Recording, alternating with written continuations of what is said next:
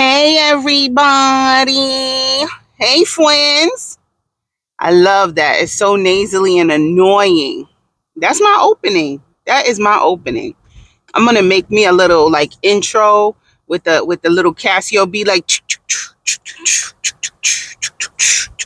remember the little Casio keyboard, and I'm gonna sing over it, and so I don't get no copyrights, so I'm gonna create the music and sing it at the same time. That'll be my intro. I had a little daydream this morning, and it was me being called up to get an award on the level of like NAACP Social Media Image Award, or even like Podcast of the Year Award. I don't know why that popped into my head, and it was like, and the winner is Air Static, and I was like, somebody I know sent me some information on maybe auditioning for some commercials and stuff, and I saw it. I gotta say thank you to her, and I'm gonna check it out. But I think that's what I'm gonna do. I've been seeing a lot of commercials, more, well, they're mostly medicine. I guess that's my genre of older women doing these commercials, and I'm like, that could be me. Like, I'm the right size. I'm not too fat. I'm not too skinny. I'm palatable, easily digestible, light-skinned black woman. I'm not intimidating looking. My beauty is not overwhelming. I think there's a niche for me. There's a niche for me. So maybe I'll try that out. Who knows? And I could be in some herpes simplex 1 viral commercials where I'm frolicking on the beach because I don't have a flare up. Some shit like that. I don't know. A coin is a coin. A coin is a coin. And I'm gonna make my husband my manager, and we could be like, Kevin Hunter and Wendy Williams type shit, but he better not make no baby on me. And if he do make a baby, it better not be no MR baby. You better make a healthy baby. I don't have no side special needs baby on me. That is very disrespectful, because that's gonna be our baby. And who wants to deal with all that work? Nobody. Everybody wish for a healthy baby, even if it's the side baby.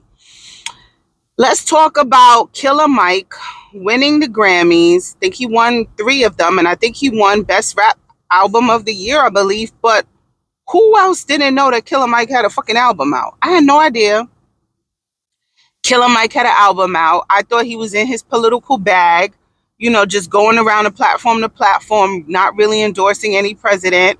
Or, no, he didn't endorse anybody. I'll take it, but let me be fair.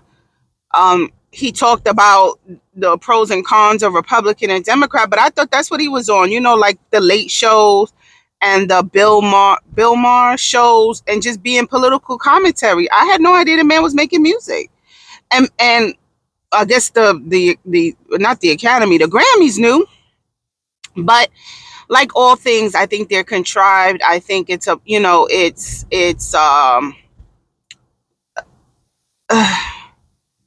let's just say I found out that Intuit, they do TurboTax and QuickBooks. They work with the IRS. So I just found that out, that a private entity such as TurboTax, Intuit, the big one, TurboTax is like a division of it, right? Intuit works very closely with the IRS. Everybody's in everybody's bag. That's like if you go to traffic court and you don't have a lawyer, you finna lose. Even if you're innocent, you don't have a lawyer, you're gonna lose, because the lawyers and the judges go to the same country clubs, and they hang out together. I remember having a traffic ticket, and I was in the right. I bought it on my proof. I was in the right, and I lost. And then I got a lawyer. Has it been over 10 years? Oh, it's been over 10 years. I got a lawyer where allegedly I had did it, and I ain't have no proof, no backup or nothing. The lawyer came in, and where I found this lawyer, literally found this lawyer 20 minutes before I was supposed to go in. He was talking to another person. He had a briefcase and a bunch of papers and a bunch of folders, and he had a young woman with him who had just as much papers and folders. I saw him talking to somebody. I went up to her because she seemed approachable, and I was like, "Excuse me, are you a lawyer?" And she's like, "No, I'm the paralegal to this person." And I said, oh, she said, do you need representation? I said, yeah, but I go on next. And she was like, that's fine. She called him. He told me how much it was. I said, I don't have cash. He said, how much is your ticket? It was double the ticket. So the ticket was like, let's say $150. His fee was $300, but it wasn't about getting off on the ticket. It was about the points, because I really didn't, like, not saying I didn't care about it monetarily, but the points are more damaging. His fee was $300. I wrote him a personal check. He talked to me for like 7 seconds, literally talked to me for 7 seconds, took my ticket, smiled, because I guess he knew the officer and the judge. The officer said whatever, said he had I'm gonna tell you what this was. Said he caught me on the radar gun. I think the lawyer said, do you have the calibration of the radar gun? Da, da, da, da, da. The officer said no, the judge threw it out. My mouth fell to the floor. Literally, my jaw dropped to the floor. Mind you, this was a ticket that probably would have been 11 points, 10 points. No, 11 is bad. So 5 points or something like that. It was a lot. It would have pushed me to 11. It would have pushed me to 11 points, right? So where the fuck are you going, jackass?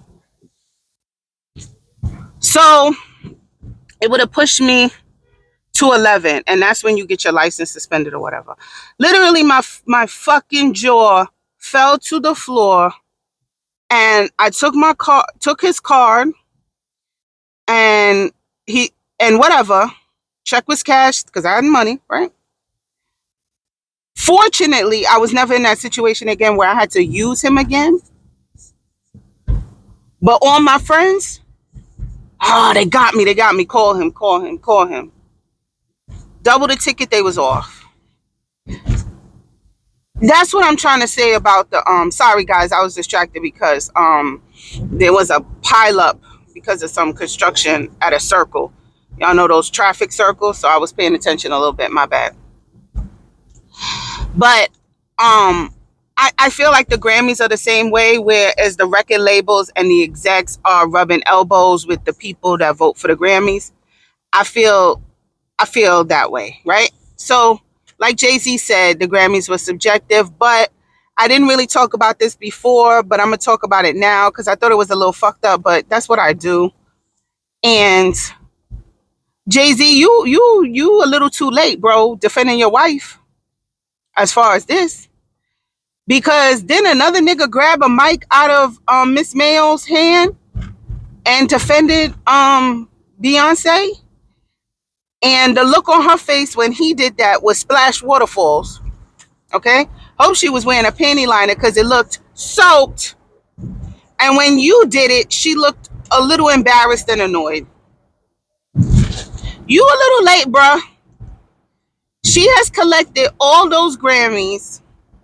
She has been on stage and been what you deemed a snub for Album of the Year, but you say it now? And I'm not too on it, guys. Did Jay-Z win the Dr. Dre Lifetime Achievement Award? Is that what they call it?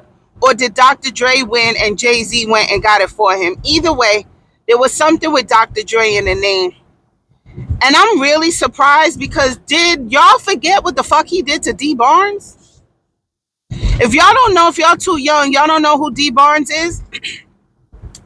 Dee Barns was like 19 hosting a show on MTV, I believe.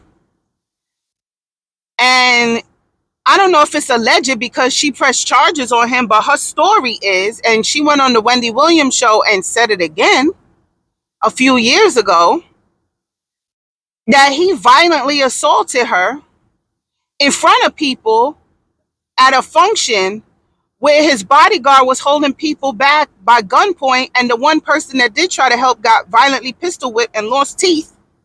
I believe she said 2 teeth. And then when she did come to her senses, she went into the bathroom. He followed her in the bathroom where she said she was continually assaulted. And when Wendy Williams asked her if she was sexually assaulted, she put her head down, which in psychology, that signals shame, and says she don't want to talk about it. But let me tell you something. Silence speaks volumes. I believe that man sexually assaulted her in the bathroom. And although, and she pressed charges, and because it was his first offense, he pretty much got a slap on the wrist and probation. Even though other women have come forward and said that he assaulted them and pretty much ruined her career, because he is a man of power and privilege and influence.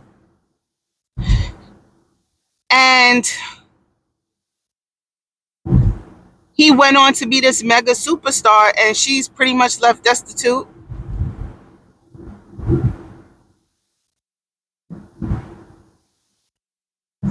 But this is what I mean. This is what I mean. You could do whatever you want. Pretty much. You could do whatever you want. You got enough money, you're good. You're good.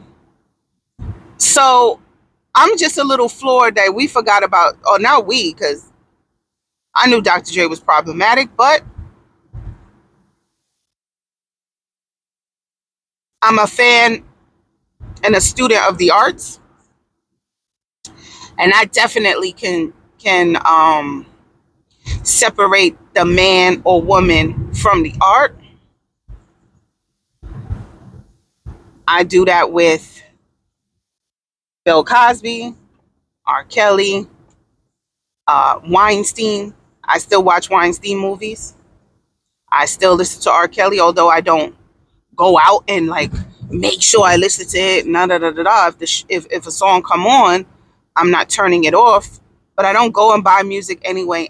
So it's not like I'm going and I'm buying albums. If it comes on, I'm gonna listen and I'm a bop and I'm a jam, because it's part of my past. It's part of my memories. Was the art. Same with Dr. Dre. When he was performing at the Grammys, I was bopping my head to the bangers. But as far as supporting the man, no, I don't. And I don't know how I would anyway. I'm a middle class American Eastern black woman. Like, I ain't shit to him. I don't care how many women he beat. I ain't shit to him. But let's just say this: if he needed a kidney and I was the only living donor, there's no amount of money he could give me that I would do it to give it to him. Let's just say that. That's the only thing I could have of value. I don't care if he gives me $100 million and it could sustain my family's life forever. I don't support the man, right? That's the best analogy I could come up with. It's probably terrible and I'm probably lying. I'll probably take the money and hope that the organ fails and he dies and I could get it back. But whatever, right? Because like I said, money could fix it all. But back to Killer Mike. I didn't know that he had an album out and he won 3 Grammys, which wasn't televised. And people say that's a little problematic either. But there are a lot of awards given during the Grammys for a lot of different things. And if they was to publicize it and everybody got a chance to speak and present, it would be a week long. So they do it, behind the scenes, the pre-parties, they give it out, yada, yada, yada. So I've seen a lot of theories on, so what happened. If you don't know what happened, I'm sorry. There's video of him being shackled, detained.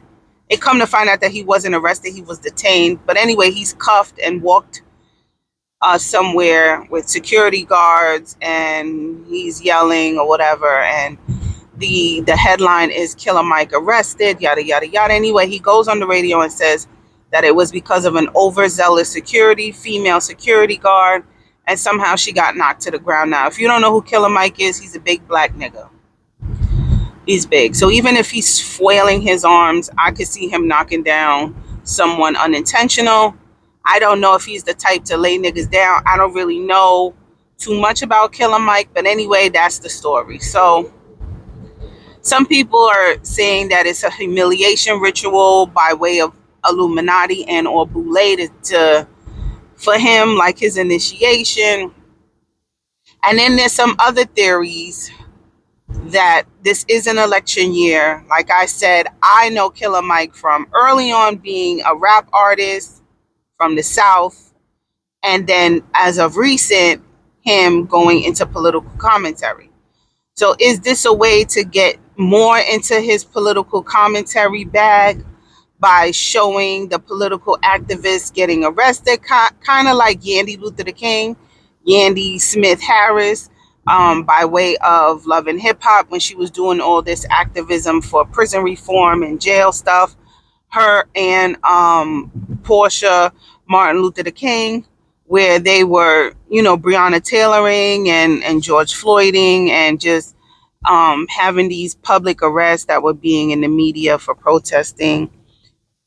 Is that sort of like what Killer Mike is doing? I don't know. I don't know. But I think everything is by design and nothing is a coincidence. Let me know what you think.